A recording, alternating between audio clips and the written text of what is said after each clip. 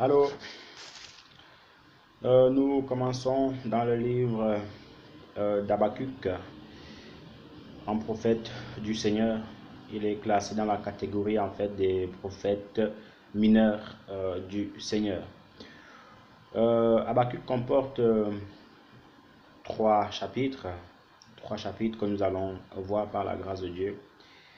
Et d'emblée de jeu, voyez-vous, le Seigneur montre une vision à son prophète. Voilà, une vision, parce que la caractéristique aussi qui fait du prophète, c'est quelqu'un en fait qui a beaucoup de visions, qui annonce beaucoup de prophéties, qui est toujours saisi en esprit, ainsi de suite, ainsi de suite, ainsi de suite, ainsi de suite. Donc ça, c'est vraiment en fait la caractéristique en fait d'un prophète. Et quand vous lisez en fait le livre d'Éphèse, le chapitre 4 au verset 11, là on cite en fait les différents ministères dans la parole du Seigneur en fait. Et chaque ministère a sa fonction bien précise, mais ils ont un point commun, c'est qu'ils doivent prêcher en fait la parole de Dieu aux gens. Ils doivent ramener en fait des brebis au Seigneur.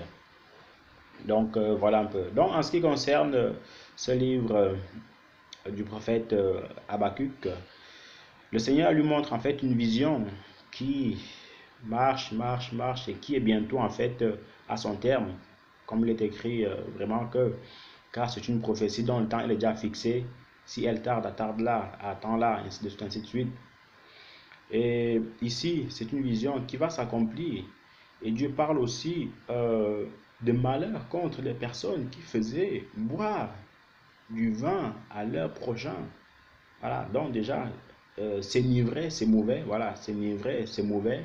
Et quand tu veux aussi enivrer l'autre, ça c'est encore plus dangereux devant le Seigneur en fait. Donc le Seigneur va parler de ces personnes-là qui enivrent leur prochain. Mon ami, si tu veux boire, mais bois non. Est-ce que tu as besoin que l'autre aussi se souille avec toi? Tu vois un peu. Donc, vous qui écoutez ces messages, vous qui craignez le Seigneur, certes, la Bible ne dit pas par A plus A et B que le vin c'est interdit, qu'il ne faut pas boire le vin. Oui, on est d'accord sur cela, mais le Seigneur nous dit en fait d'éviter l'ivresse, d'être sous, parce qu'une fois qu'on est sous, une fois qu'on est ivre, on confond maintenant notre gauche et notre droite. On ne sait plus où on est, on parle mal à tout le monde, on n'a d'égard à personne, parce qu'en fait le vin nous fait en fait des effets terribles dans notre corps. Donc plutôt que d'éviter, enfin plutôt que d'être comme ça, je vous conseillerais d'éviter ce piège. Voilà, parce que comme on dit souvent en fait, un verre appelle un autre verre, un autre appelle encore un autre verre, un autre appelle encore un autre verre, ainsi de suite, jusqu'à ce qu'on vous retrouve en fait dans la rigole ou dans les marécages, ou qu'on vous retrouve en fait tout nu, sans savoir ce qui s'est passé. Donc je vous conseillerais plutôt par la grâce de Dieu d'éviter le vin, surtout si vous servez le Seigneur de manière véhémente, surtout si vous êtes consacré au Seigneur. Évitez ces liqueurs enivrantes qui ne vous font pas du bien. Buvez des jus, il y a aussi de très très bons jus, donc buvez-les et puis ça ne changera rien à votre vie. Voilà, donc ici le prophète Habakkuk va prophétiser contre les gens qui faisaient boire du vin à leur prochain, qui ne voulaient pas se souiller eux-mêmes, mais ils voulaient aussi souiller les autres. En gros, ils sont dans le péché, ils ne veulent pas en fait aller tout seul en enfer. Ils t'attirent, viens aussi. Ce n'est pas bon du tout. Et il prophétise aussi en fait des gens qui amassaient des gains de l'injustice, ceux qui bâtissaient des maisons avec du sang. Ça dit quoi? Ça veut dire que tellement c'était grave, c'était terrible. Des gens en fait, ils bâtissaient en fait des maisons avec l'argent acquis par le sang.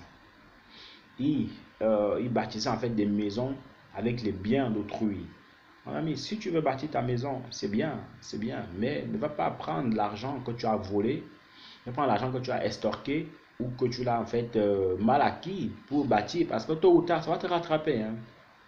C'est que beaucoup de gens en fait ignorent, c'est qu'ils font le mal aujourd'hui, ils se disent, ah ça va, le Seigneur n'a rien vu, le Seigneur m'a pardonné, le Seigneur n'a pas agi. C'est parce que le Seigneur n'a pas agi tout de suite que c'est bon, hein. Non, il laisse, il laisse, il laisse, il laisse, il laisse.